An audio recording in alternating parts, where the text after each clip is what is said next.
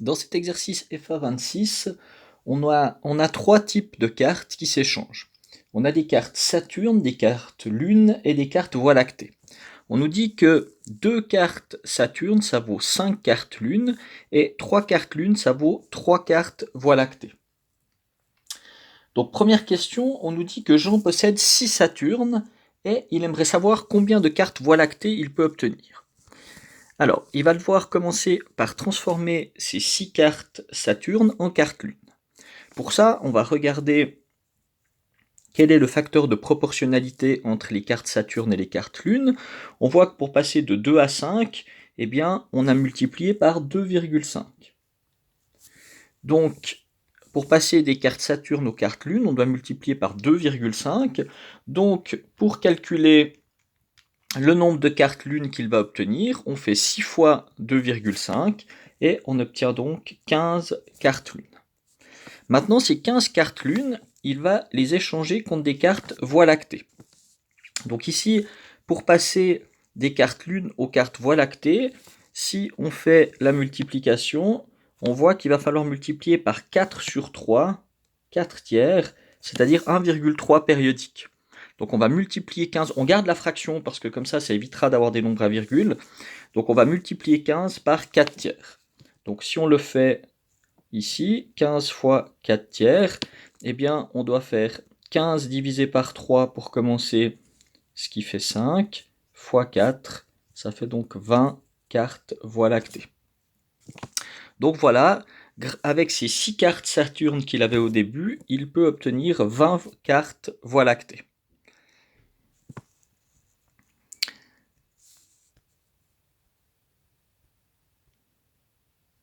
Reprenons peut-être juste la deuxième partie. Pour éviter d'avoir des fractions, on peut appliquer ce qu'on appelle la règle de 3.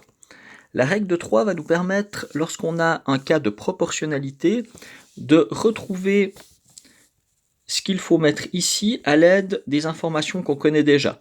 Pour ça, on peut multiplier en diagonale, puis diviser par le nombre qui se trouve tout seul. Donc, 15 fois 4 divisé par 3 va nous permettre de trouver le nombre que l'on cherche. Donc, ça fait exactement le même calcul que ce que l'on a fait avant. 15 fois 4, 60. 60 divisé par 3, on retrouve 20 ici. Donc, lorsqu'on veut remplir un tableau de proportionnalité comme ça, on peut utiliser cette règle. Si je fais un autre exemple pour qu'on comprenne bien,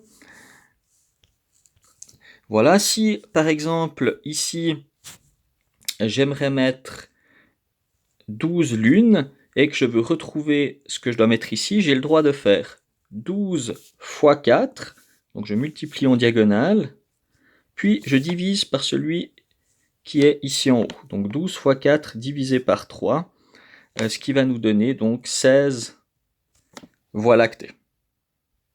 Ça peut parfois être utile pour éviter d'avoir à multiplier par une fraction.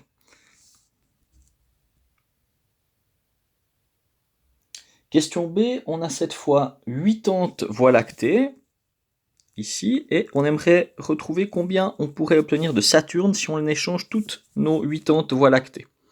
Alors, on va commencer par chercher combien de cartes Lune on peut obtenir. Alors, appliquons la règle vue précédemment. Donc, pour retrouver ce que je dois mettre ici, je reprends la première colonne. Je vais donc faire 80 fois 3 divisé par 4.